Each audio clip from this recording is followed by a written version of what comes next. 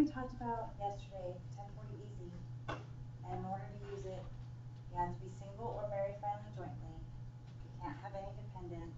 You can't make over $100,000. You can't have more than $1,500 of bank interest.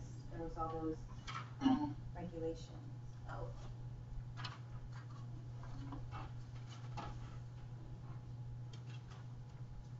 Okay, so with the 1040A,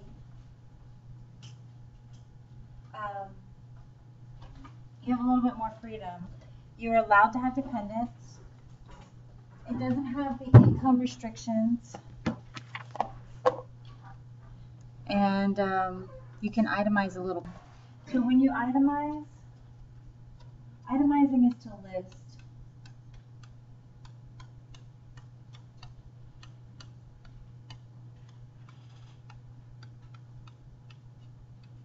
Okay, so this is medical, casualty losses, business expenses,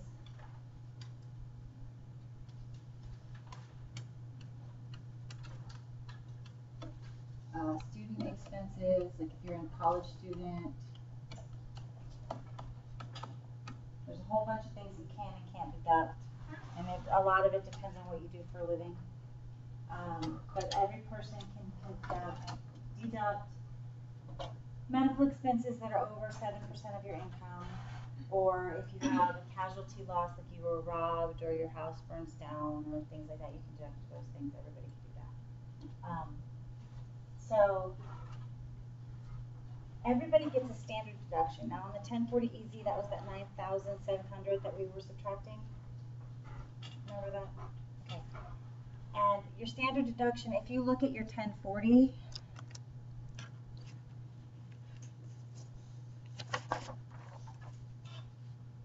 right here, it's going to give you your standard deductions.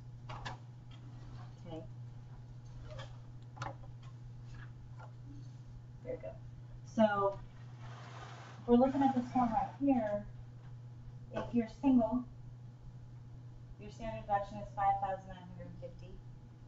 If you're married, $11,000, and if you're head of household, $8,700. Okay. The decision to itemize is going to be based off of this deduction here. If your expenses are bigger than the itemized deduction, then you itemize, or the standard deduction. You would itemize, right? If your expenses are less than the standard deduction, you're going to use the standard deduction. You want to use whichever one is larger because that gives you the better deal on your taxes. So if you're putting things together and you're trying to decide whether or not to itemize, so you need to know whether or not you want to use the 1040 or the 1040A, you want to add up all your deductions and just check real quick. Okay. Well, Kenya and Rob and Omar decided that they did not have enough deductions to itemize. Okay. We want to look at their exemptions. First, how many exemptions can they claim? Well, again, if we look at the back, or sorry, the front of your 1040, this section right here says exemptions. Okay. You claim yourself. Okay, they're married. And they have a single child, so we don't know the child's name, so I'm just going to put child 1. Under 17. So I have 1, 2, 3. Those boxes that you X, like that's the same as the easy was like a... That's if somebody else can claim you. On the easy, it's asking if somebody else can claim you. On this one, it says if somebody else can claim you, do not check it. It's opposite on that one. So on the easy, you check it if somebody can claim you. On the A, you're counting up how many exemptions you have. So you count yourself and your spouse, and then you list all your dependents, so your kids. And then you can also list, like I said, if you have like an elderly parent that you take care of, they can be listed here as well. And then this information has to be filled out for real people. So like for myself, I would put my son, David, and then his social security number, and I would say son, you know, and then I would check a box for him. And then you count up how many boxes you have checked off. So we have 1, 2, 3 boxes checked off, so 3 exemptions. And that'll come into play a little bit later when we're figuring out our deductions and everything. But, so if your child is under 24, you can still claim them, right? Okay, so let's look at the form. We're using the 1040A.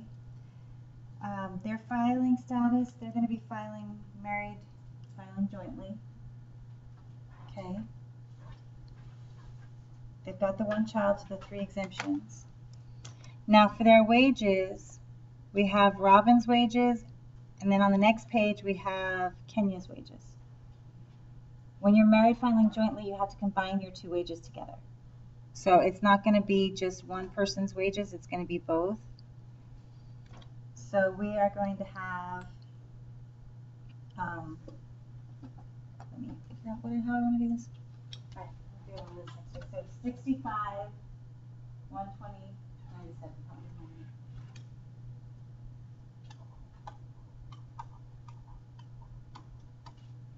Good. And then 52.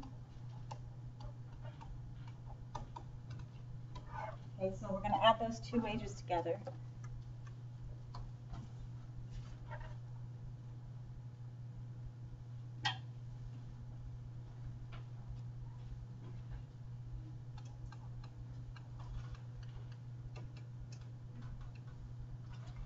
Okay. Any questions on that part?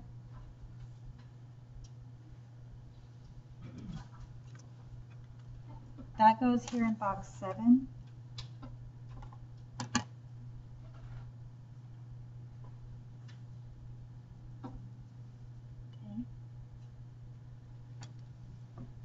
Then we come back to our problem, and we see that they had $987 in taxable in bank interest. So that's taxable interest, so that goes right here. Okay. Schedule B. Oh, I'm on the wrong page. Sorry. That goes right here on line 8A. Schedule B is only if more than 1 bank.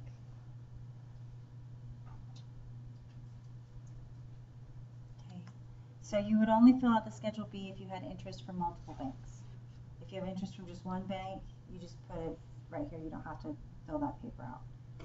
Okay. Tax exempt interest, we're not having any of that. Ordinary dividends. If we come back to our problem, they had $1,200 in stock dividends. So that goes right here on the line for ordinary dividends. Okay. We're not worrying about qualified dividends. They didn't have any capital gain distributions. They didn't have any of these listed in the problem, right? No IRA, no taxable stuff, no unemployment, no Social Security. We're going to add all those up to get line 15.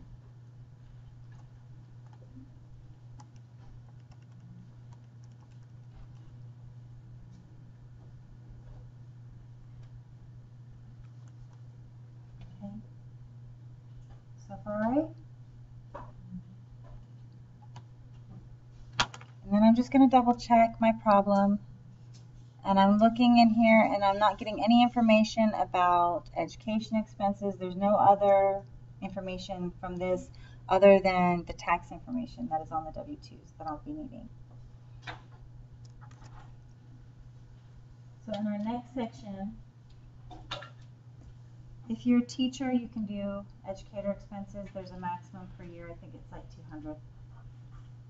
IRA deduction, student loan interest. If you're paying student loan interest, you can deduct that.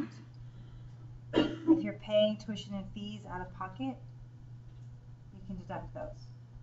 And those are adjustments. We don't have any. So we're just going to put zeros here. And then this would adjust our gross income. So these would be subtracted out of our income and bring our income down.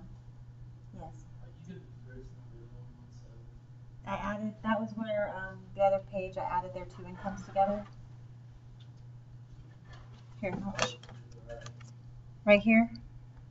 So Robin made 65 and Kenya made 52, and I added them together.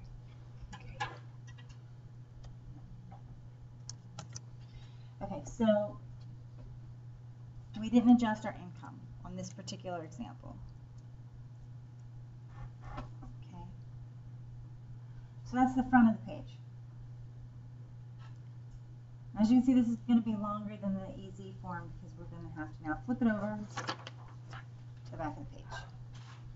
Is this going to be on my tab? Yes.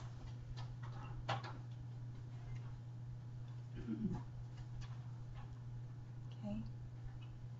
So you just carry the amount to the back from the front. Okay. If you were born before January 2nd, 1948, and you are blind, you check both of those. Anybody qualify for being born before 1948? Would you get a deduction from those? Yeah, there's something to do with that. There's something. But anybody born before? Okay, so no, right? No one in here is older than. Okay, so we just leave that blank. Okay, if you're married filing separately, and your spouse is itemizing, so you're filling out the non-itemized form and they are filling out the itemized form, then you'd have to check that box. But you're not doing that. So we're going to do our standard deduction. They're married filing jointly, so that's $11,900. Okay, and then we subtract that from our $119,434.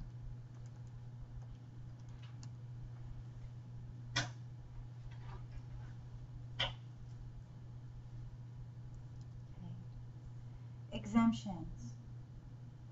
You multiply 3,800 by the number of people on line 6D. Well, that was 3 people, right? Because we had Robin and Kenya and their kid.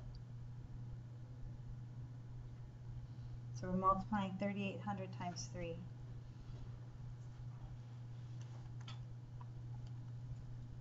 What's the 107 number and his 107,53473. Oh, too big.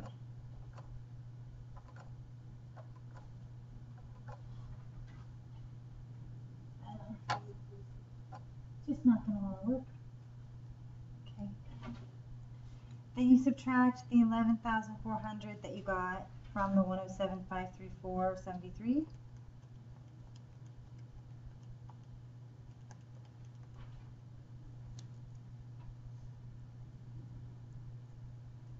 This is the taxable income.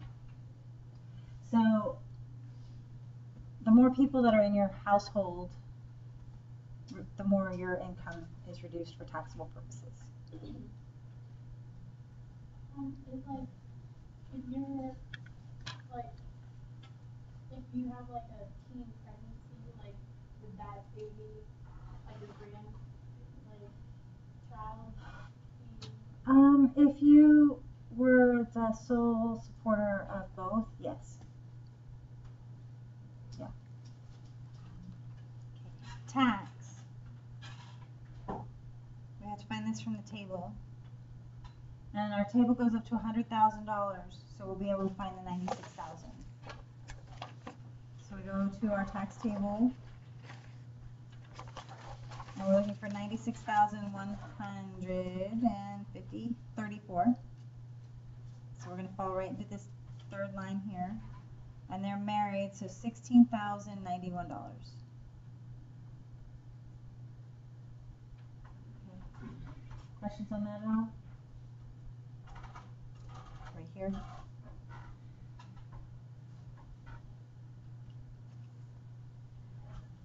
Okay, if we have child and dependent care expenses, so basically if you pay for daycare or like a nursing home, There's another form you can fill out, and you put those expenses here.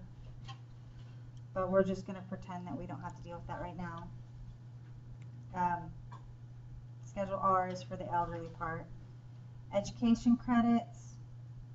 There are a couple different education credits, so if you're in school, you find out about these. Not in high, but like in college. Okay, child tax credit.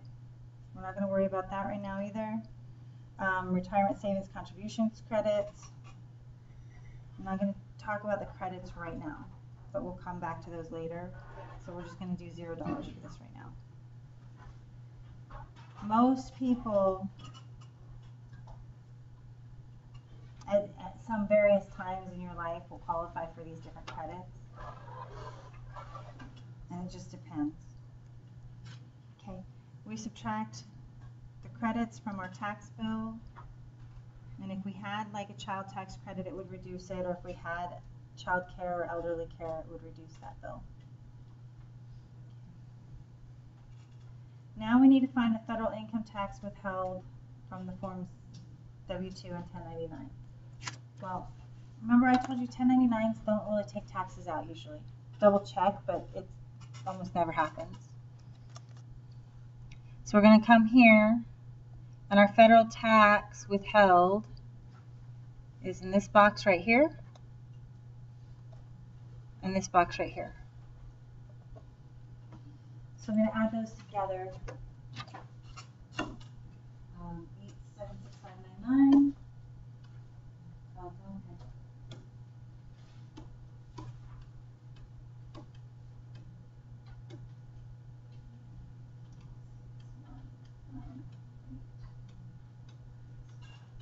Wow, goodness.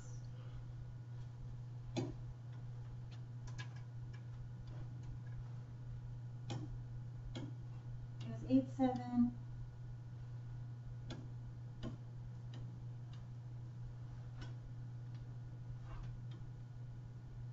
87 what? 765. Thank you. And then 65.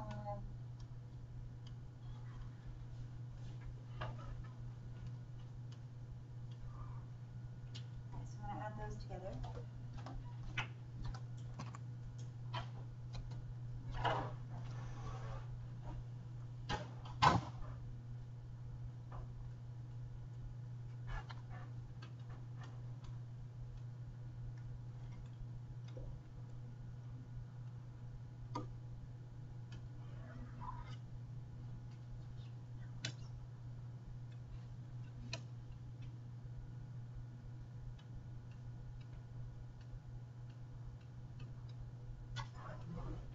So 14,964.64 is what they've paid in taxes.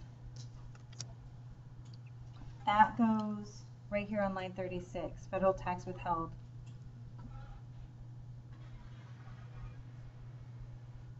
Okay. Estimated payments in amount applied from a return. When you file your taxes, like for example, when I filed my taxes this year, I can choose to have some of, if I have a return, have it held back and applied to the following year's taxes because if I think I might not have paid enough. If you do that, that wouldn't go here, but I didn't do that. Earned income credit. There's a Schedule EIC that you can fill out. That's if you have a qualifying child. We're going to talk about those later also. For now, 0. We've never seen combat. We don't have an American Opportunity Credit. And we're going to add these lines up. We owe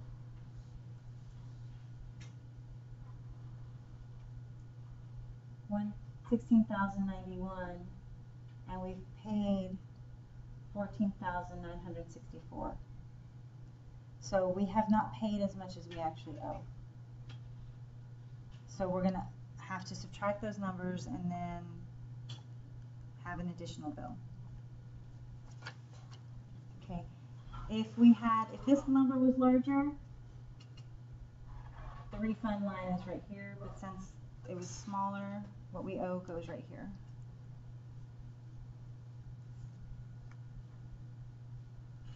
Any questions on that at all? What was on Line line 25? 25 was the adjusted gross income, so 17534.73. That came from subtracting this line from that line. Yeah. Yeah, we're gonna do another one. I mean, you didn't get that the first time, just like that? Really?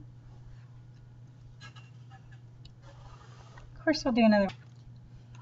We're gonna do their 1040A. Okay. This would have been the information from their W-2s in this table. So here's their income taxes withheld. This is their wages withheld, and this is their state income tax withheld.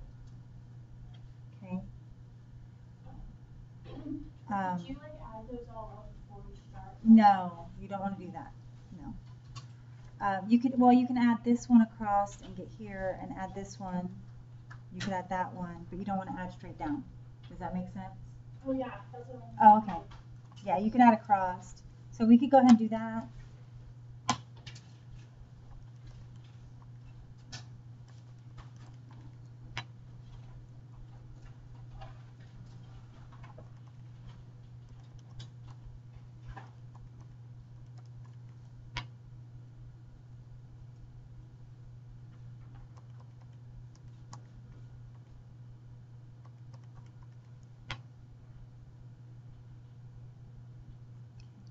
Now, when we talk about state income tax,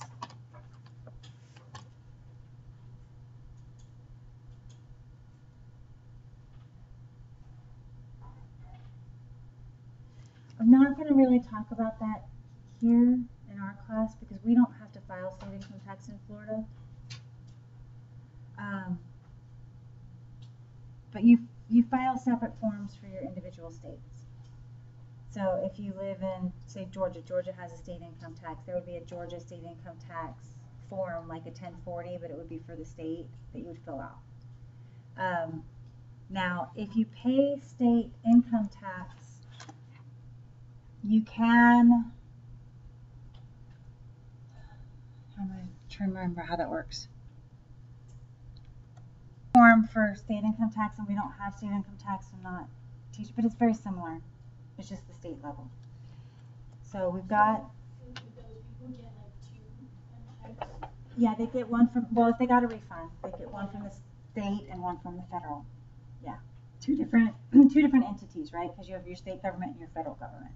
So, okay, so here's our total taxes paid and our total income, and this is our total state income tax. But like I said, we're not really going to count this because we are just doing the 1040A on this one. Okay, they have 2 children. They have bank interest and stock dividends. Okay, so that's the information that we needed from this problem.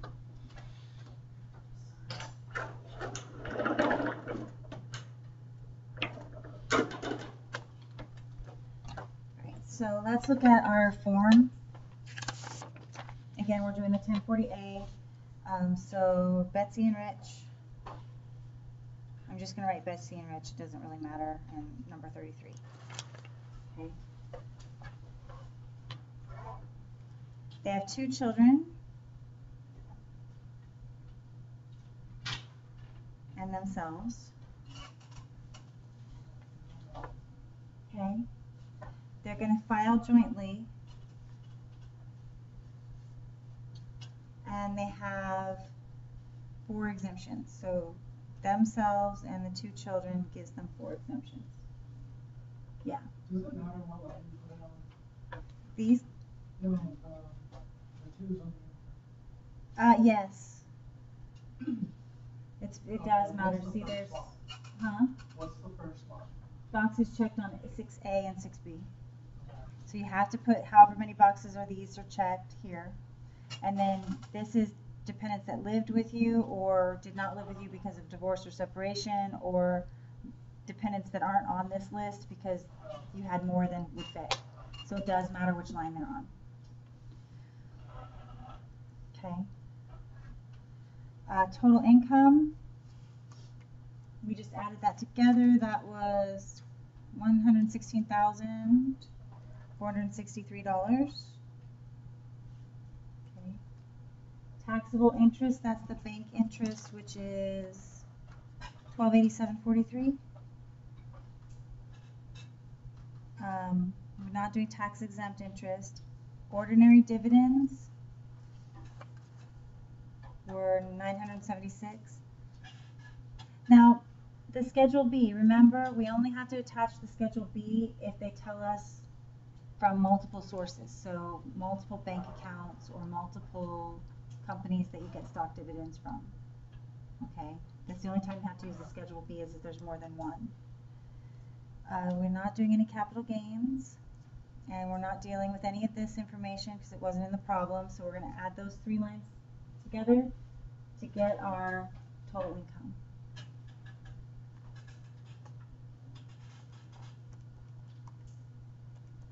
What about 90?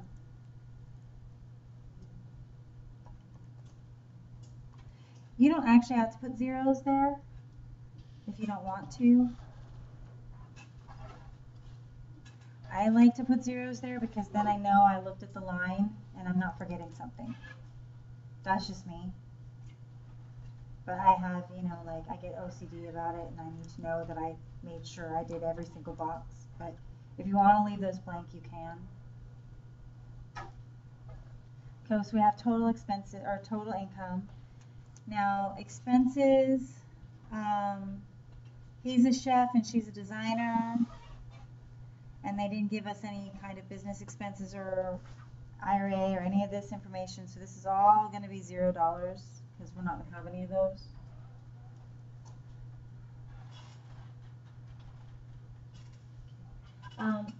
Student loan interest, if you have student loan interest, you'll get something called a 1098 from your bank that holds your student loans. And if you have tuition and fees, you get a 1098 from your school that reports those for you. Yeah, so these come from a 1098. Okay, you'll get that.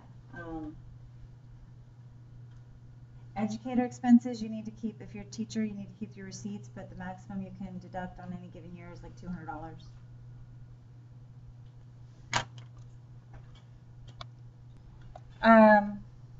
We're going to assume that they were not born before 1948 and they are not blind because we were not told that they were. They're not married filing separately, so we're going to go straight to the standard deduction. They're married filing jointly, so it's $11,900. And we're going to subtract this line from that line.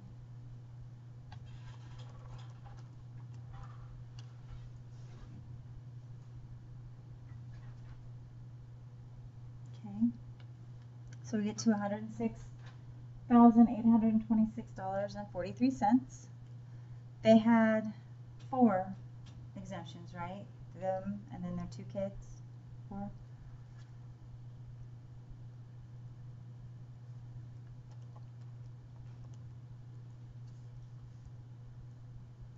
So 15,200, and we subtract that.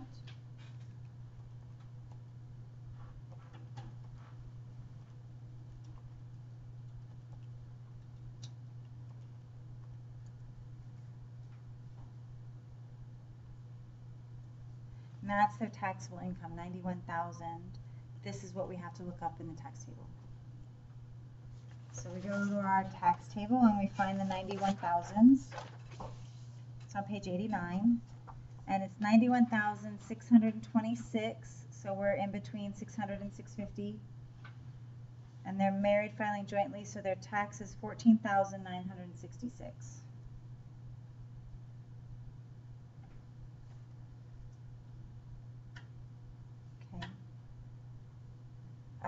Again, I said for right now we're going to skip these things. Okay, so we have no total credits. and our total tax is $14,966. Then we go back to the problem, and we've paid $24,135 in taxes. That goes right here. Okay. Got none of this. So those are our total payments. Any questions on that part? Refund or owe?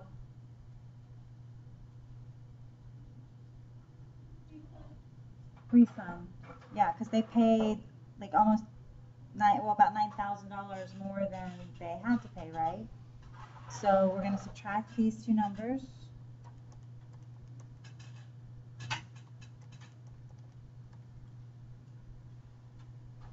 And that goes in the refund line, the overpaid. So that's the refund. And then if you want to, you fill out your routing number and your checking account number and all that stuff, and then they deposit it directly into your bank.